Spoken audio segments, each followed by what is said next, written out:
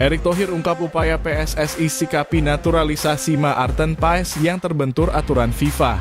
Bukan oleh Romeni, Erick Thohir kirim bocoran soal striker yang akan dinaturalisasi untuk timnas Indonesia. Rencana PSSI ke depan agar ranking FIFA timnas Indonesia kembali naik. Alasan pelatih Borneo FC Taragu lepas banyak pemain ke timnas U23 Indonesia. Gelandang muda Persija akui kerasnya latihan timnas U23 Indonesia. Sebelum lanjut ke berita terlengkapnya, alangkah mulianya bagi kalian untuk tekan tombol like dan subscribe channel ini. Erick Thohir ungkap upaya PSSI sikapi naturalisasi Maarten Paes yang terbentur aturan FIFA. Ketua Umum PSSI Erick Thohir mengungkapkan bahwa federasi sedang bekerja keras untuk menyelesaikan proses naturalisasi Maarten Paes, namun terkendala dengan aturan FIFA. Maarten Paes sebelumnya bermain untuk timnas U21 Belanda saat usianya sudah melebihi batas umur dalam aturan FIFA. Menurut regulasi FIFA, pemain hanya dapat berganti dan bermain untuk tim nasional lain jika usianya di bawah 21 tahun saat terakhir kali bermain untuk tim senior atau junior dalam pertandingan resmi. Kasus Maarten Paes kini akan dibawa ke Pengadilan Arbitrase Olahraga atau CAS karena terhambat oleh aturan ini. Erick Thohir menyatakan bahwa PSSI telah mengumpulkan data dan bukti-bukti terkait kasus ini. Erick Thohir menyatakan bahwa jika tidak ada halangan, Maarten Paes dapat membela timnas Indonesia di sisa pertandingan grup F. Selain itu, PSSI juga sedang mengurus naturalisasi dua pemain keturunan lainnya yang masih dirahasiakan identitasnya. Nama-nama seperti Calvin Verdonk dan Ole Romeni juga disebut-sebut terkait dengan proses naturalisasi PSSI. Menurut Erick Thohir, ada dua surat naturalisasi yang sudah masuk ke PSSI, namun identitas pemainnya belum diungkapkan secara resmi.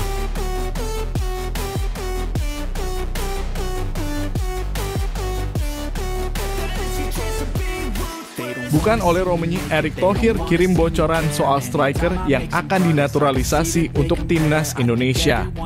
Erick Thohir, Ketua Umum PSSI, mengonfirmasi bahwa salah satu dari dua pemain keturunan yang akan dinaturalisasi adalah seorang striker yang dianggap memiliki potensi besar untuk menjadi tulang punggung utama lini serang timnas Indonesia. Namun, Erick Thohir tidak memberikan detail lebih lanjut mengenai identitasnya.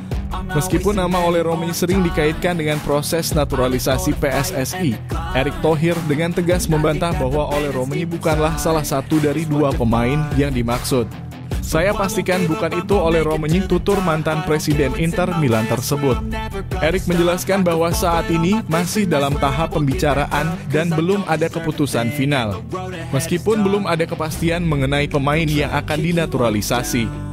Proses ini menunjukkan upaya PSSI untuk memperkuat skuad timnas Indonesia dengan menggandeng pemain-pemain berbakat yang memiliki koneksi dengan Indonesia melalui keturunan. Rencana PSSI ke depan agar ranking FIFA timnas Indonesia kembali naik. Ranking FIFA timnas Indonesia melonjak 8 peringkat menjadi posisi ke-134, memberikan bukti nyata atas transformasi positif sepak bola Indonesia di bawah kepemimpinan Ketua Umum PSSI, Erick Thohir. Wakil Ketua Umum PSSI Zainuddin Amali menyambut baik pencapaian ini dan mengakui peran penting semua pihak, termasuk Asosiasi Provinsi PSSI dan anggota PSSI, serta dukungan media dalam meningkatkan prestasi ini. PSSI menegaskan komitmennya untuk terus membangun sepak bola Indonesia dengan visi jangka panjang seperti tampil di Piala Dunia 2034. Target selanjutnya adalah masuk ke peringkat 100 besar FIFA pada akhir tahun 2024. Amali menekankan pentingnya dukungan dari seluruh stakeholder sepak bola Indonesia untuk mencapai target ini. Semua pihak berharap agar timnas Indonesia bisa meraih kemenangan dan memperbaiki peringkat FIFA mereka, mencerminkan progres yang terus meningkat dalam sepak bola Indonesia.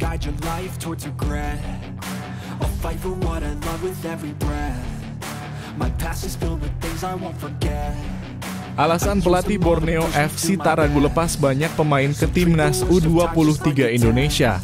Pelatih Borneo FC, Peter Huistra, menyatakan harapannya agar 4 pemainnya yang bergabung dengan timnas U23 Indonesia, yaitu Dav Favasya, Komang Teguh, Iksan Nur, dan Fajar Fathur Rahman, dapat berjuang keras dan belajar banyak di Piala Asia U23 2024. Meskipun kehilangan pemain kunci dalam beberapa pertandingan Liga 1 2023-2024, Huistra melihat ini sebagai peluang bagus bagi pemain muda untuk berkembang dan mendapatkan pengalaman berharga.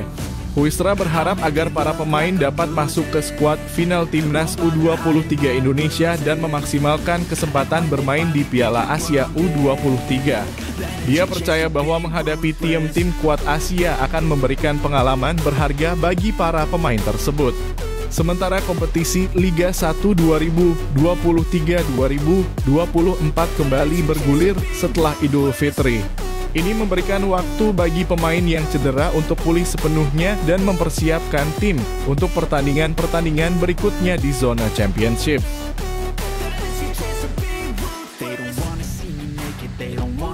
Gelandang muda Persija akui kerasnya latihan timnas U23 Indonesia. Gelandang Persija Jakarta Raihan Hanan merasa bahwa program latihan timnas U23 Indonesia sangat intens.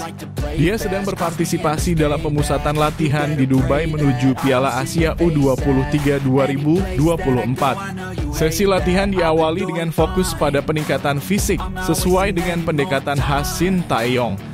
Raihan mengakui bahwa latihan tersebut sangat serius dan intens dengan semua pemain harus fokus pada materi latihan yang diberikan pelatih.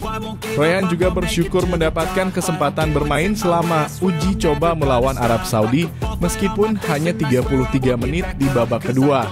Dia optimis bisa bersaing dan mendapatkan tempat dalam skuad final Timnas U23 Indonesia untuk Piala Asia U23 2024 meskipun hanya 23 pemain yang akan dibawa pelatih Shin Taeyong.